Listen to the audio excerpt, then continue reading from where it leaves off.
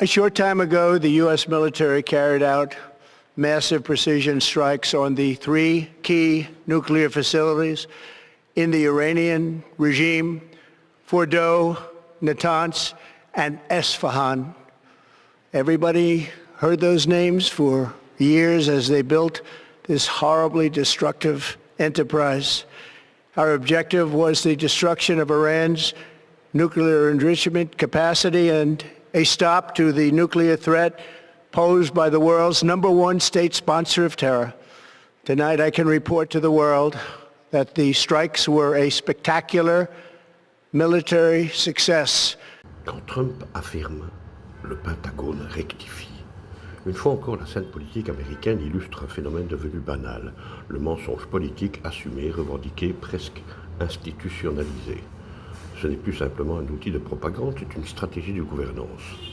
Dans sa dernière sortie, Donald Trump se félicite d'une totale réussite des frappes contre l'Iran, affirmant que les sites nucléaires ont été détruits. Quelques heures plus tard, le Pentagone nuance sévèrement. Non, les infrastructures nucléaires ne sont pas anéanties et non, l'opération n'a pas eu les effets spectaculaires clamés par le président. Deux récits, deux vérités, un même pays. Mais ce décalage ne choque plus vraiment. Pourquoi ? Parce que le mensonge politique n'est plus une faute, c'est une méthode. Il ne s'agit plus de convaincre, mais de submerger. Submerger l'opinion sous une avalanche de déclarations, de slogans, de faits alternatifs, jusqu'à ce que le vrai et le faux se confondent. Trump l'a compris mieux que quiconque. Dans l'ère post-vérité, celui qui crie le plus fort n'a pas toujours raison, mais il impose le tempo. Le plus inquiétant, ce n'est pas le mensonge, c'est l'accoutumance. Une opinion publique qui ne cherche plus à vérifier, un journaliste parfois affaibli ou complice, et des institutions qui préfèrent le silence à l'affrontement. Le mensonge politique prospère quand la société abdique sa vigilance. Et pourtant l'enjeu est colossal, car derrière ces coups de com' guerriers, ce sont des vies humaines, des équilibres géopolitiques des générations futures qui sont en jeu.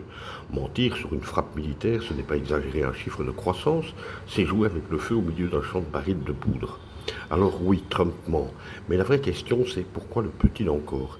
Et jusqu'à quand laisserons-nous les politiques jouer à la guerre comme on joue aux échecs ?